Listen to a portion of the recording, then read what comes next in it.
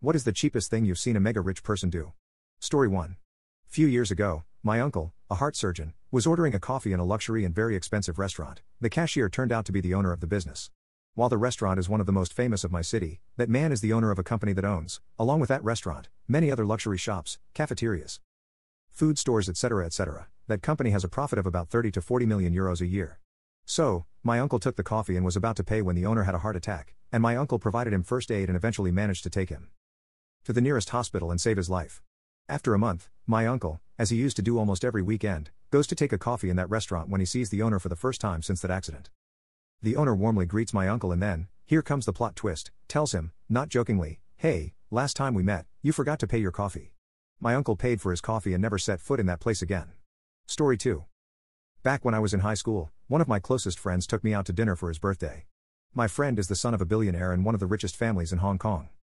He was mega rich, and when I protested and said I should be taking him out, he simply brushed it off and said, "In Hong Kong, this is how we celebrate birthdays. We pay." Fair enough. For some reason I was the only friend that was around for my friend's b-day. We were stuck on campus during public holiday, which just so happened to be his birthday weekend as well. Since he was alone on his birthday, he decided to take me out to his favorite restaurant in town. And we ordered up a storm. It was one of the most decadent meals I'd ever had, all the way from appetizers to main courses to dessert. No booze, since we were still in high school and our school had a very strict no-chance policy for getting caught drinking underage. At the end of the meal, the bill came out and it was well over $200. Now, this might not seem like a lot to some of you reading, but to me, at the time, 1995, it was a fortune. I'd never had such an expensive meal in my life. $5/meal was my usual budget, so my heart skipped a beat when the bill arrived. Was he really going to pay for it? What if he didn't have enough money? I certainly didn't have enough to cover even my share of this meal. Would we be doing dishes the rest of the night? Without even looking at the amount, my friend threw down his American Express Centurion card and signed the bill after they ran the charge. I remember seeing the restaurant staff quietly talking to themselves in the corner, gesturing over to our table as we finished our dessert. I assumed they were impressed that this high school kid had a black card and were just in shock and awe over that. A few minutes later, the owner of the restaurant walks over to our table and says, "Excuse me boys, I have to ask, was there anything wrong with our service today?" My friend and I glanced up at each other, confused. We both turned to the owner and replied, "No, the food and service was excellent. Thanks." The owner cleared his throat a bit and said in a stern tone, "It's customary in this country to tip 15% for good service." For a second I sat there across from him thinking, my goodness, for a billionaire, you are really cheap. It turns out my friend the billionaire had only tipped 10% because in Hong Kong, his country, that was the automatic service charge added to every meal. His face turned flush and he apologized profusely to the owner, asking to amend the tip amount in the final bill. I saw him quickly scribble a 30% top, double of what was customary. In the end, my billionaire friend turned out to be one of the most generous people I knew and still know to this day. Every time we go out to eat I literally have to fight for the bill since he always wants to pick up the tab. It's refreshing to see people sharing their wealth when they can. Story 3. This is probably the most shocking thing that has ever happened to me. My family owns quite a popular boutique hotel in Turkey that is absolutely swarming with American tourists every summer. Back in 2014, when I was a 13-year-old kid, I was the, metaphorical, mascot of the hotel. Working here was the highlight of my life. All day and every day, I would do anything to make our guests feel at home. I was the best at this job, I had been born into it. It was on one such occasion that I met two of the most pleasant guests to ever stay at our place. A gentleman called Isaac, and his wife, Angela. For 3 days, Isaac, who was 60 and I being 13, would talk about travel, politics, botany, wine tasting and every conceivable topic there is. Isaac treated me like a man rather than a little kid, which made me feel quite honored. His knowledge and education were impressive, and he was obviously an extraordinary man. However, when I asked what he did for a living, he told me that he sold toys.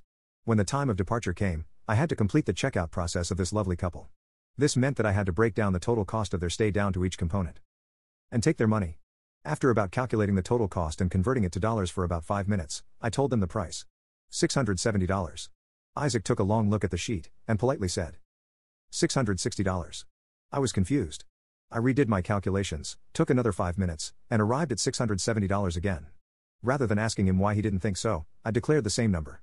He did not seem frustrated, but I could see from his tone that he was not willing to budge. Finally I asked why it was $660. He showed me where I had made a clear mistake in my calculations. I apologized, and to compensate for my arrogance, took $650. With both sides content, they sadly departed. Once they had left, I searched up his name on Google. He was none other than the founder and CEO of MGA Entertainment, Isaac Larian. A billionaire. In a sense, I feel he did not care one bit about the $10. He wanted to teach me how to be more precise and reliable in what I do, but that's one way to look at it. But there's another way. I haggled with a billionaire over $10 at the age of 13. Mr. Larian, if you ever read this, you and your family are more than welcome to come back and stay at ours for as long as you like. Story 4. My uncle wasn't mega rich, but as a neurosurgeon he commanded a pretty respectable income. His humble lifestyle was the stuff of legend at the hospital. In the doctor's parking lot, you saw rows of sports cars and rare models of vehicles. And then Jeff would come limping in with his squeaking rickety 88 Reliant. At Johns Hopkins cafeteria he didn't want to pay for a drink, so he would get a water and a bunch of lemons to make lemonade. For 12+ hour standing surgeries other doctors came in wearing special high-priced shoes that adapted to the contours of their feet. Jeff came in wearing the same gray New Balance running shoes that he bought over and over and over again. He didn't want to hire a web developer, so he bought a giant coding book and taught himself from absolute scratch. I guess the time cost of learning is much lower when you are a brain surgeon. Story 5. Like a good portion of your mega-rich demographic, my boss is very sensitive to how much he spends. I remember his wife telling me a story about how he analyzed their electricity bills and saw where they were using 10% more electricity than the year before. He then tried to calculate the exact temperature to set their thermostat on to achieve maximum cost efficiency. It's always stuff like that with him. The cheapest thing I saw him do happened when we were ordering new office furniture online, back in the summer of 2016. Our total bill was over $15,000. He was okay with it. He knew it was all stuff we needed, but he wanted to make sure we were getting a good deal. Before he would let me hit submit on the order, he made me do a Google search for coupons that we could use. As with any site, we found tons of fake or expired codes. We honestly kept searching and trying different coupon codes for 20 to 30 minutes until we finally found one that took $10 off our total. His response: "Ah, there it is. I knew we'd find one. Alright, go ahead and check out now." Story 6. My dad's cousin, we'll call him Dan, worked for a fabulously wealthy man in Los Angeles. The man owned several huge office buildings in Culver City and other business districts that he would lease out. Dan acted as a chauffeur, errand boy, and whatever millionaire man needed. One day millionaire man's wife asked her husband to treat Dan to lunch. After the two of them finished the day's errands. On one of their errands, they stopped at Costco. Millionaire man was insistent, even pushy, that Dan try every free food sample offered. After they were done, millionaire man said, "Well, you must be too full for lunch now." Story 7. A multi-millionaire and I were driving home after a poker game. We stopped at a Kentucky Fried Chicken. The millionaire asked to speak to the manager. When he came over he asked him, "What do you do with the chicken when you close?" The manager said, "Well, when we close in 20 minutes we have to throw it out." The millionaire said that we shouldn't pay full price for what you're throwing away. "Why don't you let us have it for a third the price?" The two of them spent 8 minutes bargaining and finally agreed on half price. When we got to the car my companion said that since he bargained the manager down, I should pay for it. I said that since I was driving him home he should pay. He looked disgusted, but eventually agreed. Story 8. I live in England. A cup of coffee in a half-decent coffee shop is usually in the range of £2.50 nowadays. I met up with a guy to talk about some work who was very wealthy. He has a Maserati and Range Rover Sport and he owns a big PR company. Don't know how much money he has, but many millions. We met up in the lobby of my hotel in Cambridge, which was close to where he lives, for a coffee, as arranged. He came and said hello, then said, "Let's go find a cafe somewhere for coffee, this place is a rip-off." This surprised me. After we had met up, I had a look at the price of a coffee in the hotel and it was £3.40 for an Americano. Now that's about £1 more than usual. I found this quite amusing, but it really stuck with me. At first I thought how ridiculous it was that this man with millions of pounds would go to find a cheaper place for the sake of saving £2. He was paying for mine too. But then I realized actually this is probably exactly why he is so wealthy. He knows the value of things. I never asked, but I'm sure he had in his head what he thought a coffee was worth and didn't like the idea of being ripped off by a hotel, so he took his business elsewhere. Voting with your feet, I think the expression is. We actually found a nice little coffee shop around the corner, probably not 2 minutes away. Story 9. Never forgotten this.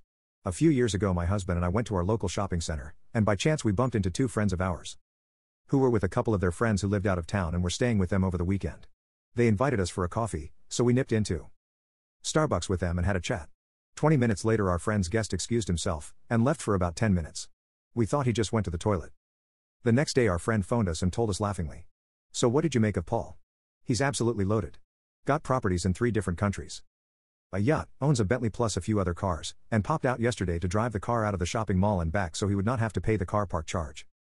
Which was free, but £1 after an hour and a half." I asked them if they were winding me up. They were absolutely adamant it was true. Actually you couldn't make it up really. Story 10. This is a story about Nina Wang.